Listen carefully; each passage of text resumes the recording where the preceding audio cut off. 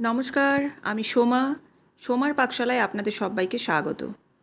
আজকে আমি আপনাদের সাথে শেয়ার করব চাল পটলের রেসিপি। এটি সম্পূর্ণ একটি নিরামিষ রেসিপি। এই পটলের সিজনে একবার হলেও আপনারা বানিয়ে দেখতে পারেন। ভীষণই ভালো খেতে হয়। তো এর জন্য আমি বেশ কিছু পটল নিয়ে নিয়েছি। পটলগুলোকে একটু গ্যাপে খোসা ছাড়িয়ে নেব। পুরোপুরি খোসা ছাড়াবো না। তারপর দু সাইডটা কেটে ফেলে দেব, মুখের দিকের যে অংশগুলো। তারপর এটাকে মাঝে মাঝে অর্থাৎ আড়াআড়িভাবে দুভাগ করে নেব। পটলটা কাটা হয়ে গেলে পটলটাকে পরিষ্কার করে ধুয়ে নেব। ধুয়ে তার সাথে আমি আলুটাও ডুমো করে কেটে নেব। এবার এখানে কড়াইয়ের মধ্যে আমি দিয়ে দিচ্ছি ঘি 1 চামচের মতো। দিয়ে দিলাম কয়েকটা কাজু বাদাম আর দিয়ে দিচ্ছি 2-1টা কিশমিশ। একটু নেড়েই আমি এর মধ্যে দিয়ে দিচ্ছি গোবিন্দভোগ চাল। এই চালটা আমি 1 ঘন্টা ভিজিয়ে রেখেছিলাম। আর এই গোবিন্দভোগ চাল দিলে কিন্তু খুব ভালো একটা ফ্লেভার আসে। আপনারা চাইলে বাসমতি চালও দিতে পারেন। তো এই গোবিন্দভোগ চালে কিন্তু খুব সুন্দর একটা গন্ধ হয়।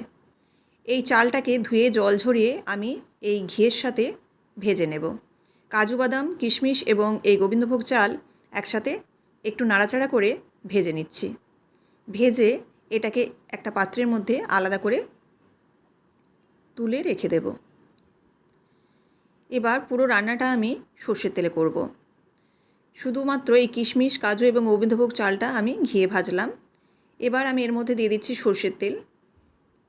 সর্ষের তেল দেওয়ার পর এর মধ্যে যে পটলগুলো আমি কেটে রেখেছিলাম আর আলুগুলো ডুমো করে কেটে রেখেছিলাম সেগুলো একে একে করে ভাজবো। তো প্রথমেই আগে আমি পটলগুলোকে ভেজে নিচ্ছি। পটলগুলো লবণ এবং একটু হলুদ দিয়ে খুব কম করে ভাজবো। এখানে খুব একটা বেশি লাল করে ভাজবো না, যাতে পটলটা খুব একটা নরম না হয়ে যায় সেরকমভাবে কিন্তু ভাজতে হবে। একটু হালকা কালার ধরলেই কিন্তু নামিয়ে নেব। দেখুন এই পর্যায়ে আমি পটলগুলোকে নামিয়ে নিচ্ছি।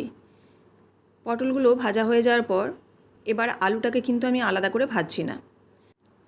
এবার এই তেলের মধ্যেই তেজপাতা ফোড়নে দিচ্ছি 2 টুকরো, দিয়ে দিচ্ছি শুকনো লঙ্কা 1টা আর দিয়ে দিচ্ছি দারুচিনি 1 টুকরো, এলাচ 2টো।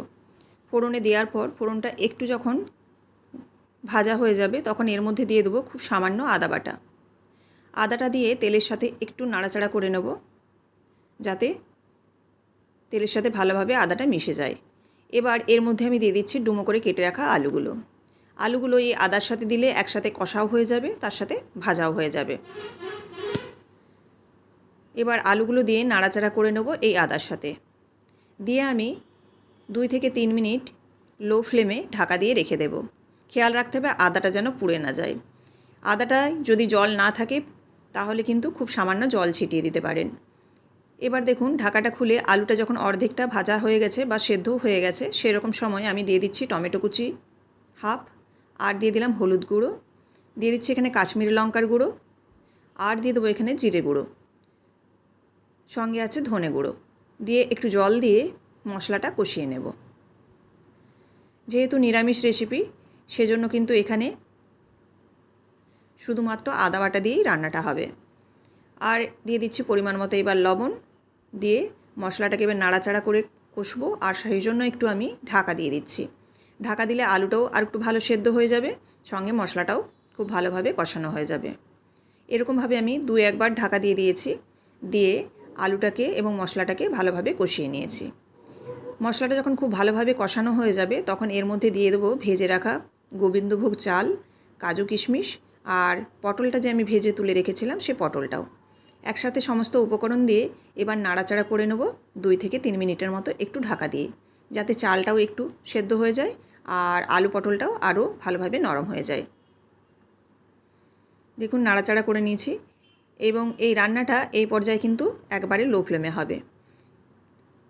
চাল, আলু, পটল একসাথে কষিয়ে নিয়ে এবার দিয়ে দিলাম জল। জল এখানে খুব কম পরিমাণেই দিয়েছি, কারণ চালটা সেদ্ধ হওয়ার মতোই এখানে জলের পরিমাণটা দিতে হবে। আর এই রান্নাটা হবে একেবারে শুকনো শুকনো, সেজন্য কিন্তু খুব একটা বেশি জল দেওয়া যাবে না। চালটা সেদ্ধ হওয়ার জন্য যেটুকু জল লাগে সেটুকুই। এবার দিয়ে দিলাম আমি খুব সামান্য একটু চিনি। নিরামিষ রান্না একটু চিনি দিলে কিন্তু বেশ ভালো লাগে খেতে। এবার এভাবে আমি আরও 2 বার ঢাকা দিয়ে দিলাম লো ফ্লেমে। দিয়ে চালটাকে সেদ্ধ করে নিয়েছি আর আলু পটলও কিন্তু চালের সাথে সেদ্ধ হয়ে গেছে। এভাবে যখন একটু জলটা শুকিয়ে আসবে তখন খুব ভালোভাবে নাড়াচাড়া করে নেব। আর আপনারা যদি গোবিন্দভোগ চালটা সাদা তেলে ভাজেন তাহলে কিন্তু নামাবার আগে একটু ঘি দেবেন। আমি যেহেতু গোবিন্দভোগ চাল কাজু কিশমিশ ঘিয়েতে ভেজেছি সেজন্য কিন্তু নামাবার আগে আর কোনো ঘি ব্যবহার করছি না।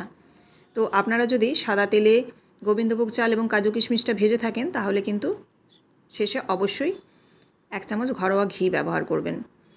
এবার দেখুন হয়ে গেছে, রান্না পুরোপুরি কমপ্লিট।